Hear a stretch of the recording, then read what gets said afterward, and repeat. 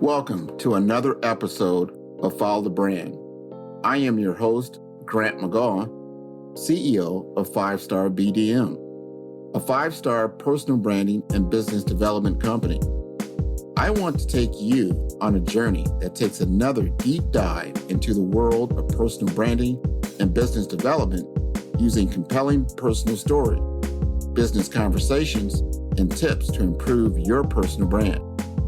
By listening to the Follow the Brand podcast series, you will be able to differentiate yourself from the competition and allow you to build trust with prospective clients and employers. You never get a second chance to make a first impression. Make it one that will set you apart, build trust, and reflect who you are. Developing your 5-star personal brand is a great way to demonstrate your skills and knowledge. If you have any questions for me or my guests, please email me at grant.mcgaugh, spelled M-C-G-A-U-G-H, at 5-star BDM, B for brand, D for development, M for masters.com. Now let's begin with our next 5-star episode on Follow the Brand.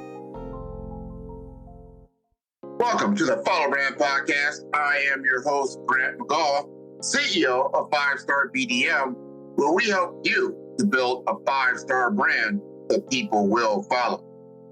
Today, we have an episode that will not only make you think, but feel, and maybe even rethink everything you knew about trust, loyalty, and what it means to be a brand in the 21st century. Imagine this. You spent years, maybe decades, building a brand that people know, love, and trust. Your logo isn't just a symbol. It is a promise, a connection, a part of people's lives.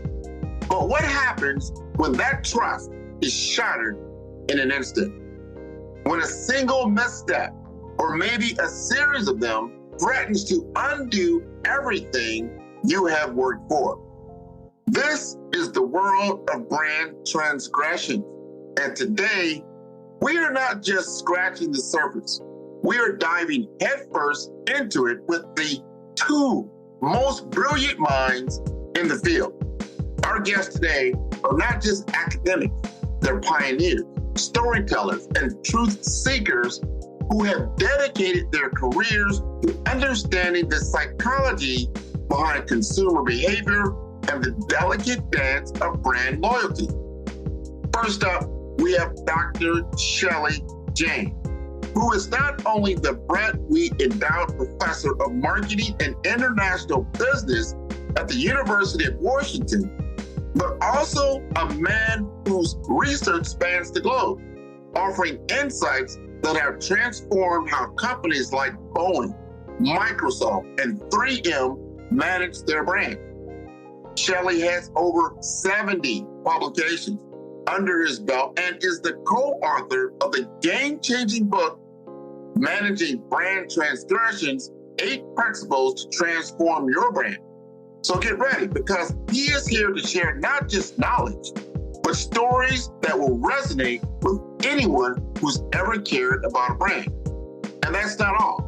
Joining Shelly is his incredible wife and co-author and partner in crime, Dr. Shalini Jain, an associate professor of management and the inaugural director of diversity, equity, and inclusion at the University of Washington, Tacoma.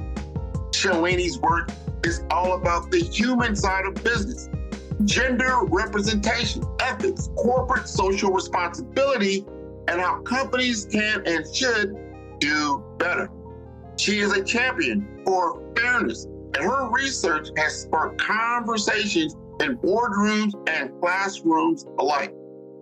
Now, here is a fun fact. Did you know that Tylenol, yes, the everyday pain reliever, almost lost everything in the 1980s due to a massive crisis involving cyanide-laced capsules? And what did they do? They acted fast. They communicated openly, and they put people before profits. And guess what? They not only survived, but came out stronger. And today, Shelly and Shalini are going to break down why some brands recover from such transgressions while others crumble. This episode is more than just theory. It is packed with real-world examples, emotional roller coasters, and the kind of insights that might just save your brand one day. So buckle up, because we are about to embark on a journey through the highs and lows of branding, guided by two experts who have seen it all. And whether you are a business owner, a brand manager, or just someone who loves a good comeback story, this episode is for you. So let's get started on the Follow Brand Podcast, where we are building a 5-star brand that you can follow.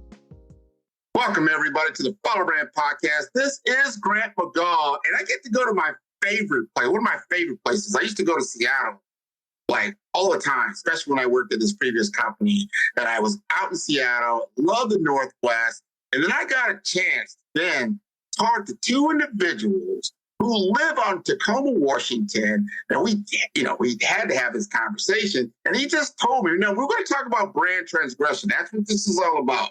But he just gave me some news that I'm shocked about. Is that, you go to Seattle and everyone knows this one spot. You go to this place called Pike, and Pike has, they throw the fish. Everybody knows this, right? You throw the fish. Everybody's like, wow, you got to go there. He just told me that they kind of stopped that. Boom. So before I go any further, I want to introduce you to the Jains, right? We've got Shelly Jain, and we've got Shalini Jain. You're going to correct me if I did that wrong, but you're going to help me with that. I want you both to introduce yourselves, and we're going to have a candid conversation about, I think, two words that not a lot of people understand: brand transgression, and what that is all about. So, Shelly, you like to go first? Okay, I'm going first. Yeah, thank you. Thank you, Grant, for having us on this podcast. Really, really honored and excited to be here. So I'm a professor of marketing and international business at the University of Washington at Foster School of Business in Seattle. And I've been in academia now for about 30 years after I did my PhD. And I do work in consumer psychology and brand strategy. And I teach MBAs for the most part, executive MBAs and daytime and part-time MBAs. And before I did my PhD, I worked for 6 years in industry doing sales, brand management, and general management and advertising strategy. Before that, I got an MBA in India. Before that, I got an engineering degree. So life has been really amazing. We are very blessed and grateful that we are here. Over to you, Shalini. Thank you. Hi, good afternoon. So I'm Shalini Jain. I am an associate professor of management at the Milgard School of Business, University of Washington in Tacoma. And my research is primarily in the areas of ethics, social responsibility, gender equality, and things like that. I teach MBAs and undergraduates, and this book is entirely about what I teach my students. And so I'm very excited to talk about this book on brand transgressions. Well, let's jump right in, because you just hit it on the head. I mean, first we've got two educators here, and you're academics. And I love the University of Washington. It's just beautiful. The Huskies and the whole nine. So I'm a little biased, probably tell I love the Northwest. I want to know about brand transgressions and why this is so important and what people need to understand. I just gave a little scenario about what's going on at Pike. But talk to us about brand transgressions and what led you to write this book. So, yeah, go. You, Shalini, you want to go? Go ahead. Okay, so what led us to write this book was, to be perfectly honest, it was partly COVID, because we were quarantined at home and we were working, but we said, let's do something which is creating value for our planet. And I do work in brand strategy, and Shalini works in ethics and corporate social responsibility. And we found this sweet spot where we can talk about brand transgressions because it relates to brand strategy and it has some serious ethical implications and undertones. But I do some research also in brand transgressions as an academic. So it was a really fortuitous confluence of our research interests, our experience and passion, and so on and so forth. So brand transgressions, as we define, and we are not the only ones who defined it, are basically violations of certain norms or expectations that stakeholders have of brands. So the reason why we think it's an important topic, just to exemplify what a brand transgression is, Grant, right as we are speaking, there is a huge corporation which is based in Seattle and Chicago called Boeing, which is going through a very, very, very serious turbulence in its existence. And it started in 2018 and 19 when the two 737 aircraft crashed. And thereafter, it has been one problem after the other for the company. Of course, this is an extreme kind of a transgression where people died. And our conversation before you started recording, specific to the cybersecurity issue, sometimes companies don't expect bad things to happen. And they happen inadvertently. As we are learning in Boeing's case, it was not inadvertent in the sense that there were certain compromises and decision-making gaps that existed in the company's process, which led to these outcomes, which we'll be happy to talk about in a bit. So that's the nature of brand transgressions. In Europe, you might have heard of Volkswagen, the emissions cheating scandal. That was a volitional transgression. Volkswagen knew about it, what they were doing. And then closer home, there is Wells Fargo cross-selling scandal. And 3-4 years back, Starbucks had a racial profiling incident in Philadelphia, which created a huge amount of uproar and rage.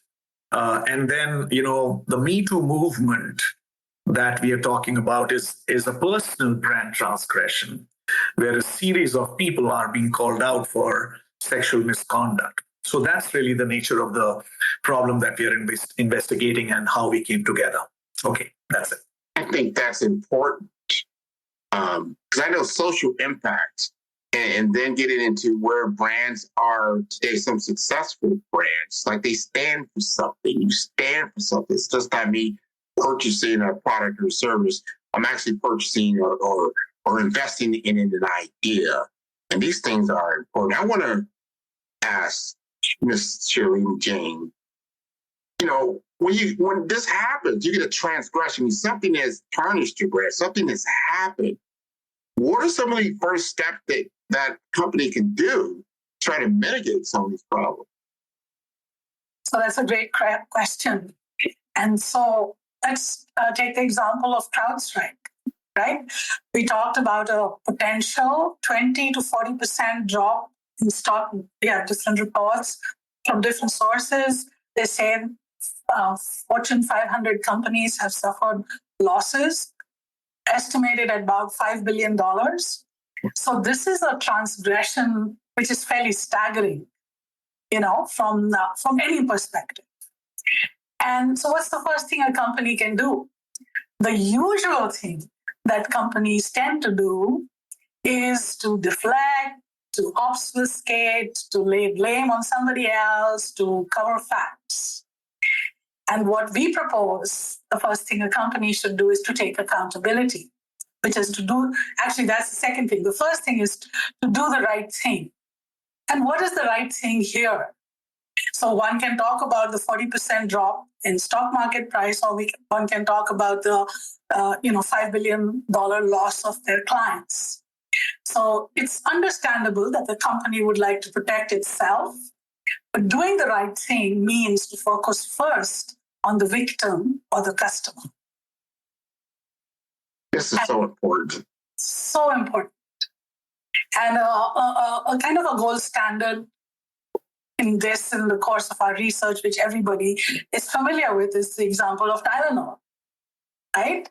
When some miscreant put in cyanide laced, replaced, Tylenol, and people died. And nobody knew what was the source, but what did Tylenol do? How do we protect the people?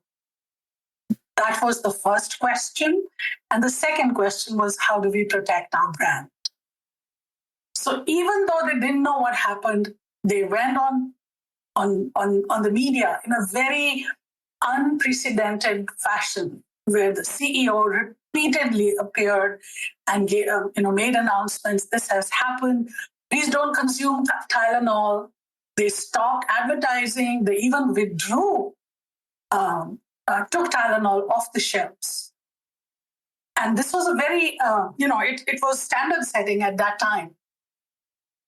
And so I think, so when I was looking at the coverage on CrowdStrike, the CEO did come out and take accountability. He did the right thing. He said, yes, this was a mistake that has been done on our part.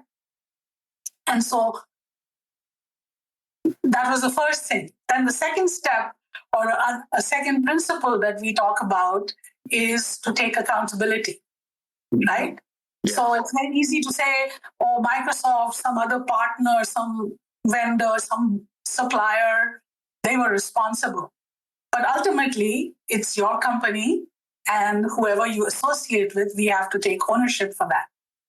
So Shelly mentioned Volkswagen. So they actually blame the whole world except themselves. It was a few rogue engineers, and it was, nobody took ownership. But here, actually, I was reading in the media that not only the CEO, but the top executives of CrowdStrike, particularly the chief security officer, went all out in media and publicly, proactively acknowledged that this transgression has taken place. I listen to that, and I put myself in the shoes of the CEO or even in the C-suite of the companies that have these kinds of things happen. And I want to ask this to Shelly, because if I'm sitting there, I'm that CEO, I'm that board, I got stockholders, and that I just had a 50, 60% drop in stock. $5 billion. First I got to pick myself up off the floor, because this is like really falling off of a cliff. This is falling off a cliff. You got a beautiful brand, you got a beautiful product. No one saw this coming. Bam! Just like that, lightning strikes. You lose $5 billion. Now you got to get out in front of this. What are some strategies that you can speak to help organizations that have these unprecedented issues occur, and best practices in that area? Thank you, Grant. Yeah, so these things are, the event that we're talking about are extremely rare, but they are devastating if they're not handled carefully. So as Shalini mentioned, the first thing that the senior leadership has already done is to take full accountability and responsibility for the problem in public, in the media, because this is the way they absolve the users from creating an alternative narrative. That's very, very important, right? And so they said, yes, we were at fault, we apologize, and they've done it multiple times. So let me share with you the story of Starbucks, Grant, which happened in Philadelphia, which is not as, in some ways, as devastating as outage and economies being, up for grabs kind of stuff, or stock price falling by $5-10 billion. But it is still a pretty serious situation. In 2019, there were 2 young Black customers in Philadelphia who did not place an order for coffee for a very, very long time. And the barista came to them 2-3 times and said, will you please place an order? Will you please place an order? And they said, we are waiting for another associate. After some time, the barista called the cops on them. And it was 2 people, it was 2 customers, it was in a small Philadelphia outlet. Some people would have said, come on, what's the big deal, kind of sort of. But the way Starbucks CEO Kevin Johnson responded is what we documented in the book, which it's a modern day gold template in our opinion. So as soon as this happened, as soon as Kevin Johnson learned about it, between that day and 2 more days, he apologized 6 times. Including on Facebook, including on TV, on company's website, again and again and again, he apologized. Next day, he flew to Philadelphia. And he met these 2 young men. These men were 24, 25 years old, And so he met them personally, he apologized to them. And then, in terms of taking accountability, he absolved the barista. He said, the buck stops with me. I think this was a real mature way to handle the situation. It was easy for the CEO to say, "Oh, the barista didn't do right. We'll take care of it and fire the barista," or something of that sort. I think the company showed its character and integrity when the CEO said, "I'm responsible." Then he settled privately with the two customers. He spoke to the community in Philadelphia, which was really raging because of the situation. Then I think what they did was just terrific. They closed down all their 8,000 plus outlets for diversity and equity training at a cost of something like $16-17 million for a week. So this example tells us what it means to do the right thing, which is the customers are hurt, they are feeling victimized, take care of them. Their hurt is important rather than your pain as a brand, number one. Number two, act with lightning speed, which he did. Number three, take accountability, which he did. Number four, do restitution in some form or the other, which he did. At the end of the day, the whole brand was transformed. It didn't just recover, it became a better brand. So coming back to your example, we think the company has started right by apologizing to all its customers who have been victimized by this unintended transgression. So they have taken accountability, they have taken ownership. Now we think it's an opportunity for the company to transform the organization fundamentally and create even more guardrails, probably, take a leap in terms of security management, which this company didn't imagine was possible. So this is an opportunity where the company can convert this problem into a huge opportunity. I think you're right. And it's a great textbook lesson of what you can do. Communication is key, getting out in front of this.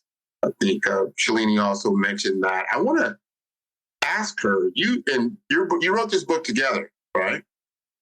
Right. So you mentioned 8 principles, right? If you follow these 8 principles, you're going to be out in front of some of these situations, because as everyone knows, it takes years to build your brand. And this is your reputation in the market. And you've built it up, significant amount of money and resources are into it.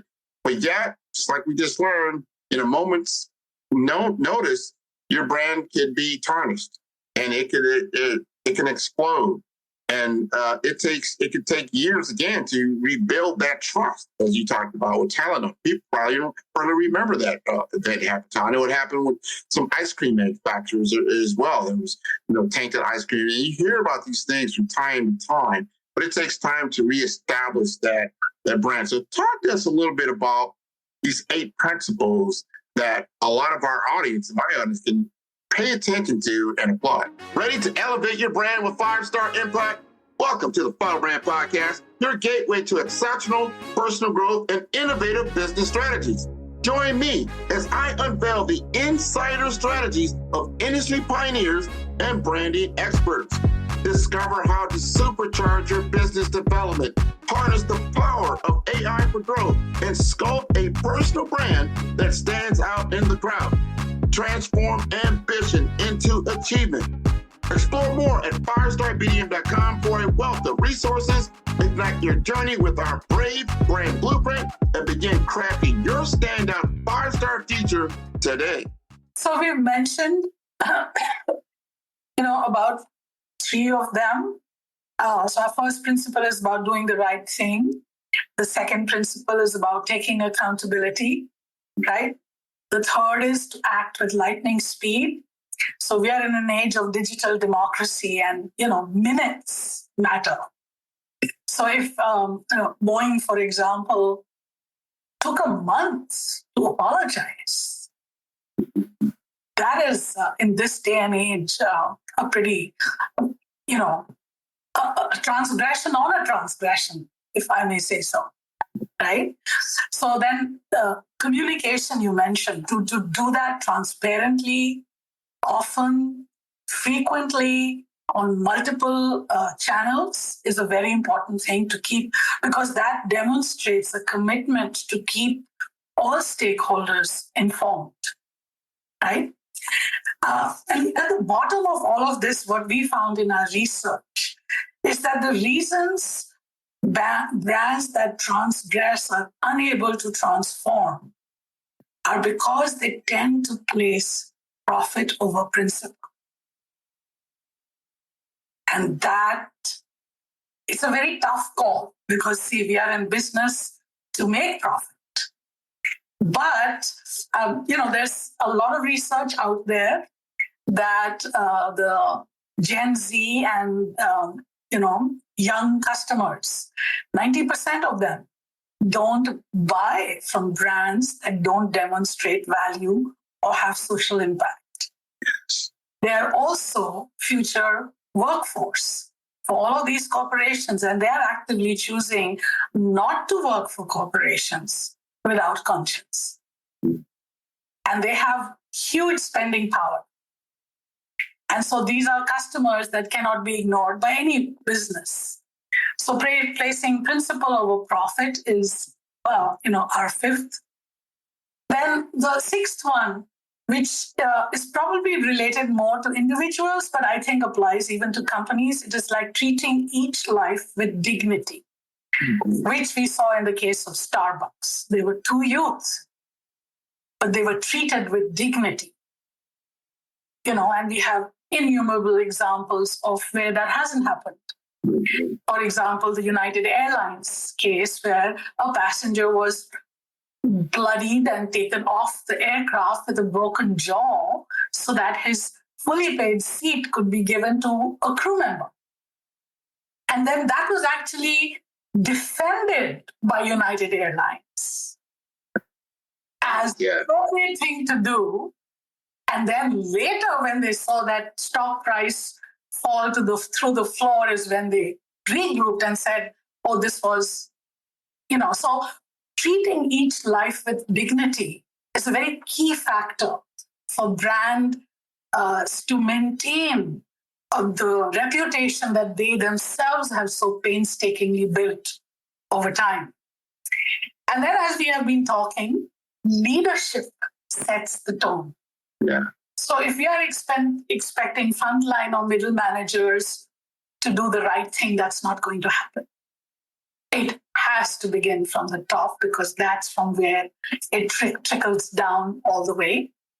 And the last that kind of wraps all of this up is building brand authenticity, right? Which means walking the talk, not only when you transgress, but just part of standard business practice, where all of these principles are incorporated in standard business operations. This is so important. And this reminds me, I want to ask this question as I think it through, because this happened in our society. And I think it's close to where you both live, the Nike Corporation, right? Nike Corporation. And what happened in the NFL a few years back with the San Francisco 49ers, Colin Kaepernick, right? And the whole kneeling, and there was a big melee, and everybody began, for or against. It was just a huge thing. And then Nike said, "You know what? We're not going to support Colin Kaepernick." I think he had a deal with them at the time. We're not going to sell his jersey. We're not going to do anything like that. And then, after a few months, I think, and I could be wrong, but it seemed like that, they came back to the table with a whole different, like change in attitude. Hey, we're going to go ahead and support Colin Kaepernick, and we like what he's doing, and we're not going to pull his merchandise from our shelves. We're going to go ahead and go forward with that. And some parts of me thinks that, to your point, profit had something to do with that, because, and I'll be very frank about this, 50-year-old white males that are probably on that stockholder board don't buy Nike shoes. They don't buy that type of merchandise. The younger generation, to your point, that are athletic, that are out there, they're doing their thing, they're the one that are consuming the product. They're consuming the services. They're consuming the brand. So what are you really saying? Like, hey, you know what? just because that older generation may not agree with some of the things that were happening. The people that consume my services and my products, I need to serve them, and that's important to me. So I want to ask, and this to both of you, how do you feel about that? So let me go. Is that okay, Shalini? So Colin Kaepernick's case is quite interesting, and I think you have your facts pretty well lined up, frankly. And so Nike's experience with social activism-based campaigns has been almost unconditionally positive in terms of bottom line.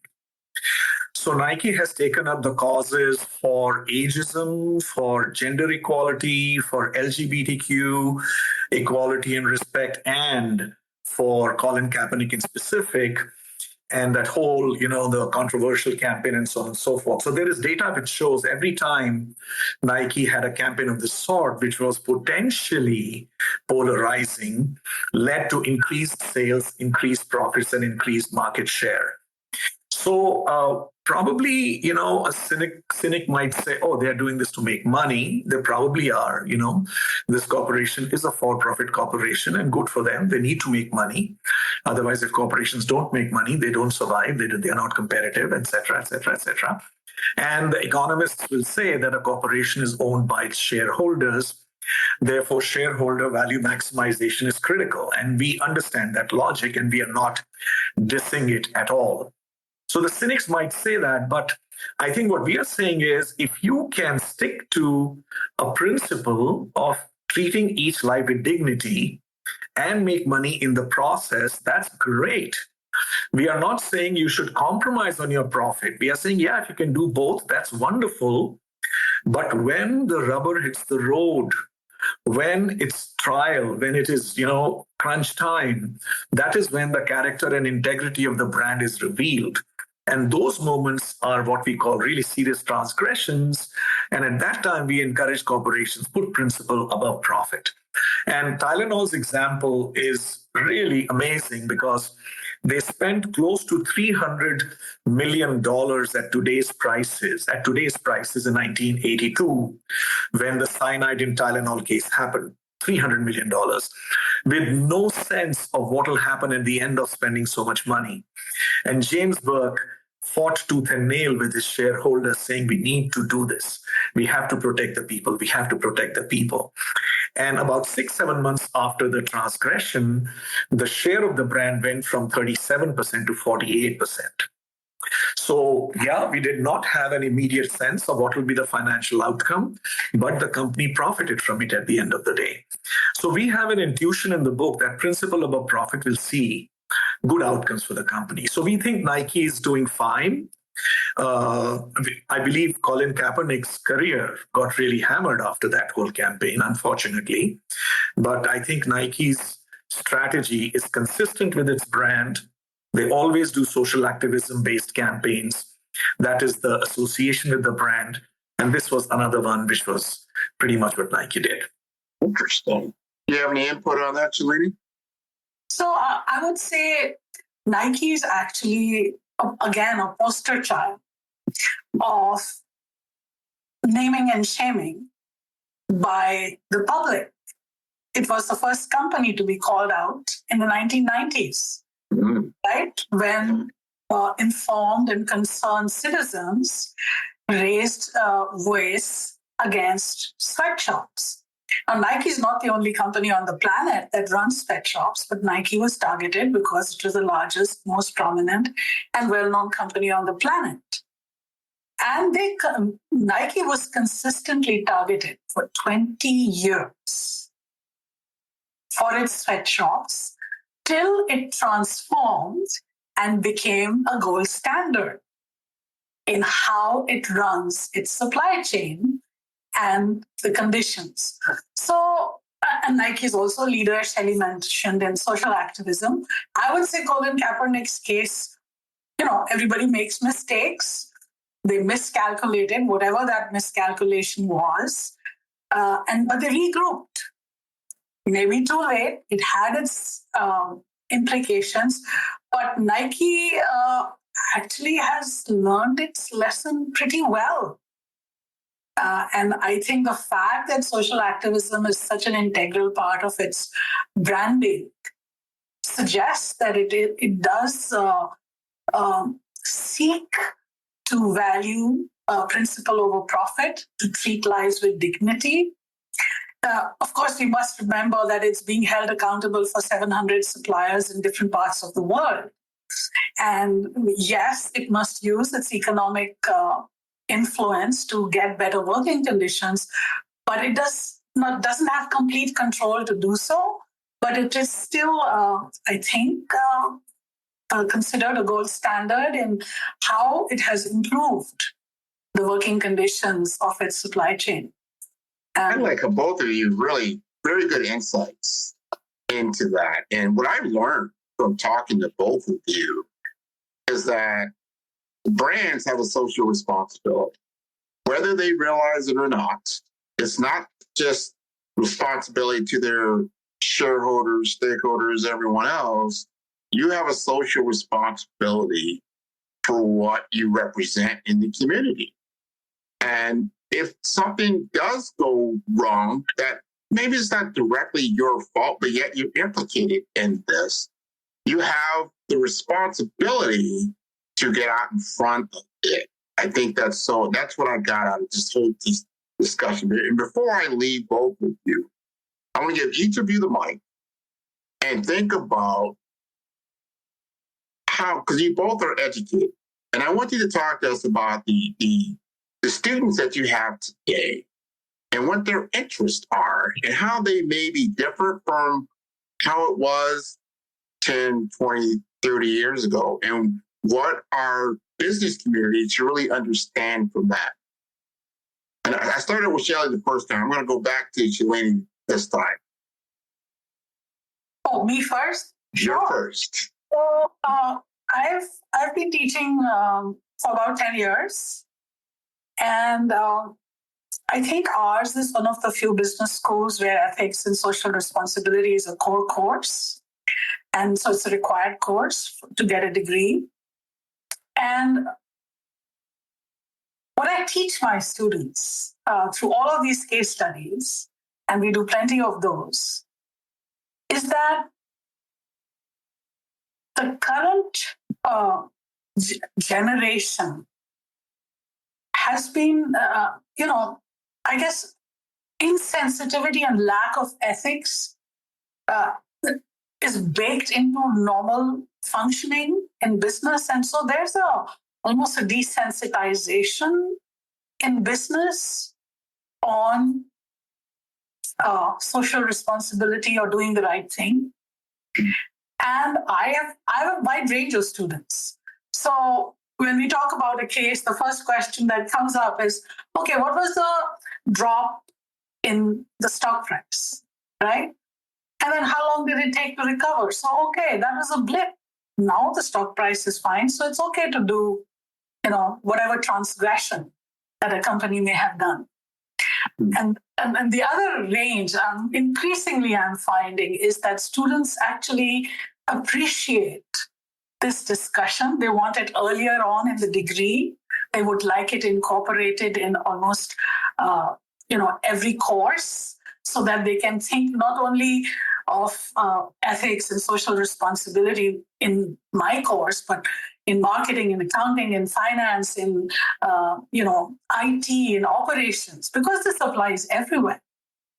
But it's not discussed as extensively, perhaps. And I think that would be a service that we can provide all our future leaders, future business leaders in particular, so that they at least start to look through this lens. Because unless you're aware of it, and if the only lens that you're being provided or being offered is that of the profit lens, then decision-making gets skewed in that direction. And then we begin to maybe cut corners when we are involved. I agree. This is important. Shelly, I'd like to get your perspective. I really don't have anything to add, because I think what Shalini said is perfectly mirrors my experience as well. The only wrinkle that I'd like to add is that I've taught at multiple business schools, starting with University of Rochester, then Cornell, Indiana, and now at University of Washington. So I see some differences in terms of the pedagogical lens that is used in the MBA programs at these schools. So Rochester Simon School is a very economics heavy school. So they want to inculcate in students everything from an economics lens. Indiana University is a lot more balanced, while Foster School has also a strong economics focus, but it also tries pretty hard to balance. So my sense is that my experience is schools which are deeply into the economics mindset, right? And nothing is right or wrong about it.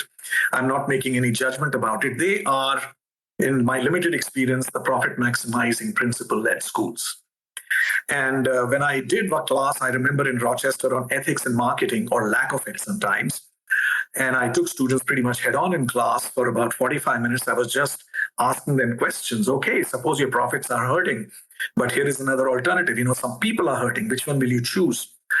And it was an aha moment for the entire class. I could see how their eyes were sparkling, and they had never thought about these issues.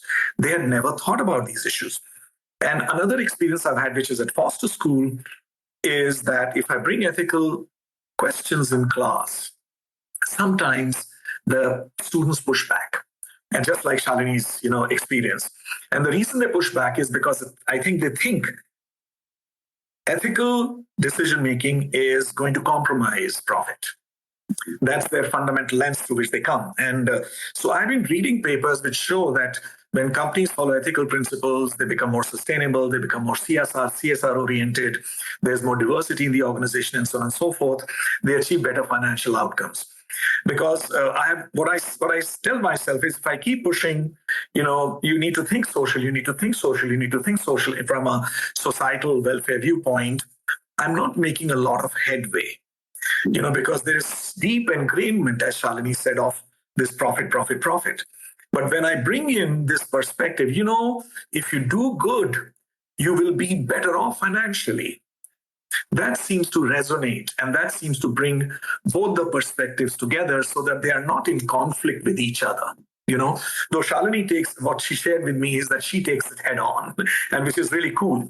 And her experience is that students really like that challenge, So that's my experience, Grant. And I think the needle has moved to some extent where today's students are a lot more conscious and sensitive about CSR, about ethics, about sustainability, about diversity, and so on and so forth. But we'll see what happens in the next 5-10 years and how the world evolves. It's a interesting time we are living in.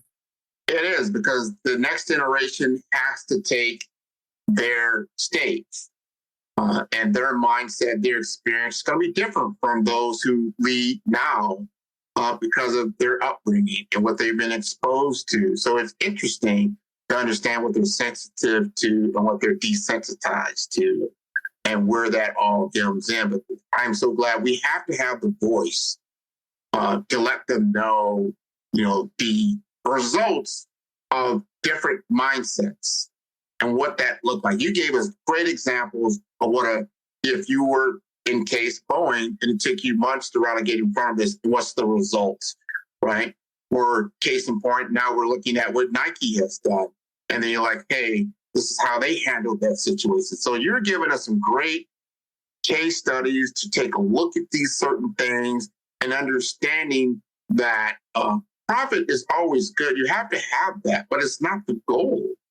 What is your goal as a business? Accumulating, this is my viewpoint, accumulating a bunch of wealth, great, right? But if you're on a private island, what good is that, right? Those resources won't help you. But if you are doing something that has a great impact in the world, and oh, by the way, we all get enriched from that, I think that's a good thing. So we need to keep that focus of what we're doing and why we're doing it. What's the passion behind it? And then do something that's great. You two are doing a great service of educating our young people who are going to take on leadership roles And then from their lens, they're going to have to make decisions. And I really like this. So let us know how to get a hold of your book. And if you're going to do any book signings or you're going to do any talks or anything like that, let us know about that so our audience can engage. Thank you so much. Yes, it's available on Amazon already. It has been launched. And we will keep you posted on any book signings that we do. I know this sounds like a pitch, but Grant, I will send you on LinkedIn a publisher's code which gives the buyer 50% off. I just wanted to let you know they're promoting the book quite heavily. So I will send you that code on LinkedIn and you're free to use it yourself or anybody else, whoever you want to send it. It's free to use. But the only thing is, of course, in US, we don't have to worry about, but internationally, I've sent it to a lot of people. If they can't deal in euro and dollar currencies, then they can't use it. Mm-hmm. But otherwise, I'll send you that code for what it's worth. Give us the name of the book again. I know people are out there like, I got to Google it now. Shelly, do you have a visual? Okay, I'll try to show you that. Yeah, sure. It's called Brand Transgression Management, 8 Principles. Managing Brand Transgressions. There you go. 8 principles to transform your brand. And Grant, if you send me your address, we have a small publicity company which is helping us, who got us this podcast. We will request them to send you a complimentary copy. And we would love for you to read it and send feedback, because we know that some people will be challenged by the principles that we are promulgating there, for sure. And that's good. That's good. That's good. We want challenge. We can't keep doing the status quo.